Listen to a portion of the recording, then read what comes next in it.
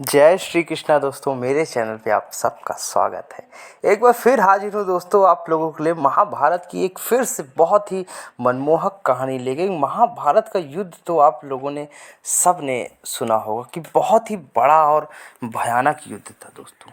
तो महाभारत जो युद्ध हुआ, इसमें सबसे बड़ा योद्धा कौन था दोस्तों? इस सवाल का जवाब कठिन है, लेकिन इसका प्रयास करेंगे आज जानने का। इसमें सबसे दमदार ताकतवर योद्धा कौन था? इस युद्ध में अनेक शक्तिशाली योद्धाओं ने भी भाग लिया था दोस्तों। माना जाता है कि महाभारत युद्ध में ऐसे ऐसे महाशक्तिशाली योद्धाओं ने भाग लिया जो अपराजय माने जाते थे, उनको कोई पराजित नहीं कर सकता था। इसके अलावा महाभारत में सबसे शक्तिशाली हथियारों का भी इस्तेमाल हुआ। मतलब महाभारत ऐसे ऐसे हथियार का इस्तेमाल हुआ जिसे पहले कभी लोगों ने ना सुना था, उस काल के लोगों ने ना उस हथियार के बारे में जानते थे। लेकिन क्या आप लोगों को पता है इतने महान योद्धाओं में से सबसे शक्तिशाली कौन था? योद्धा तो बहुत थे, लेकिन उसमें सबसे ज़्यादा पावरफुल योद्धा कौन था? तो चलिए जानते हैं कि महाभारत के युद्ध में 5 सबसे शक्तिशाली योद्धा कौन थे। 5। पहले बात करेंगे नंबर 1 पे अर्जुन की। महाभारत के युद्ध में शक्तिशाली योद्धा के रूप में अर्जुन को भी माना जाता है दोस्तों।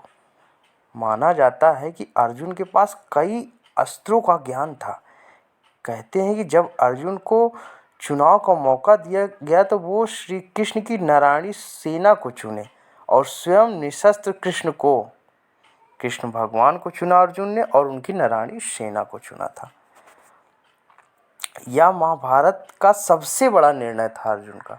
उनके पास मौका था बड़ी सेना लेने का, लेकिन उन्होंने भगवान को चुना। अर्जुन ने ही कौरवों की आधी से अधिक सेना को मारा था, क्योंकि अस्त्रों शस्त्रों का महारथी धनुर्धर थे ही। इनमें भीष्म और कर्ण भी शामिल है। अर्जुन ने भीष्म पितामह और कर्ण का भी वध किया था। और दूसरे नंबर पर बात करेंगे दोस्तों द्रोणाचार्य, गुरु द्रोणाचार्य की। द्रोणाचार्य ने ही दोनों तरफ की सेनाओं को ज्ञान दिया था। द्रोणाचार्य जी ने गुरु थे, सबके गुरु थे, कौरवों को भी पांडवों को भी। उन्होंने सबको ज्ञान दिया था। इनके पास हर शस्त्र को चलाने का ज्ञान था दोस्तों। इसमें नारायण शस्त्र, पाशुपात शस्त्र, ब्रह्मास्त्र भी शामिल है। वैसे तो युद्ध में द्रोणाचार्य को कभी सीधे पराजित किया ही नहीं जा सकता था। तब भगवान श्री कृष्ण ने भीम से कहकर एक अश्वत्थामा नामक हाथी को मरवा दिया और हर तरफ खबर फैला दी कि अश्वत्थामा मारा गया। यह सुनकर द्रोणाचार्य ने हथियार डाल दिया और तब धृष्टद्युम्न ने छल से द्रोणाचार्य का वध कर दिया। अश्वत्थामा द्रोणाचार्य का पुत्र था और जब खबर फैली कि अश्वत्थामा मारा गया तो द्रोणाचार्य दुखी हुए कि उनका पुत्र मर गया, और उसी बीच द्रोणाचार्य का वध हो गया दोस्तों। तीसरे महान योद्धा कर्ण, दानवीर कर्ण। दानवीर कर्ण को उनके कवच और कुंडल के साथ कभी भी हराया नहीं जा सकता था। कहते हैं कि पहले छल से कर्ण के कवच कुंडल का त्याग करवाया गया, उसके बाद भी युद्ध में कर्ण से जीतना असंभव था। कहते हैं जब कर्ण का रथ एक गड्ढे में फंस गया था तब छल से अर्जुन ने कर्ण का वध कर दिया। कर्ण को वरदान मिला था उसके कवच और कुंडल को दुनिया का कोई भी अस्त्र शस्त्र नहीं भेद सकता। कर्ण ने युद्ध में नकुल, सहदेव, युधिष्ठिर और भीम को भी हराया था, लेकिन उन्हें मारा नहीं, क्योंकि कर्ण ने प्रतिज्ञा की थी वो सिर्फ अर्जुन को छोड़ के उसके किसी भाई की हत्या नहीं किया था। ऐसा उसने अपनी माता कुंती को वचन दिया था। चौथे नंबर पर बात करेंगे भीष्म पितामह। महाभारत में भीष्म पितामह को हराना एक तरह से इम्पॉसिबल था, असंभव था दोस्तों। भीष्म पितामह को वरदान मिला था कि उनकी जान उनकी इच्छा के विरुद्ध नहीं ली जा सकती। जब वो इच्छा प्रकट करेंगे मरने, तभी उनको मारा जा सकता है।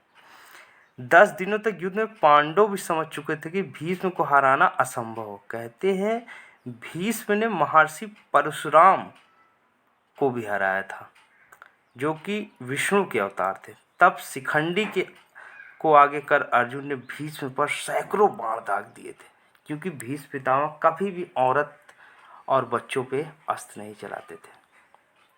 अब भीषण तीरों के बिस्तर में फंस गए थे और लेट गए। तब उनकी अपनी मर्जी से उन्होंने अपनी देह त्याग दिया था दोस्तों।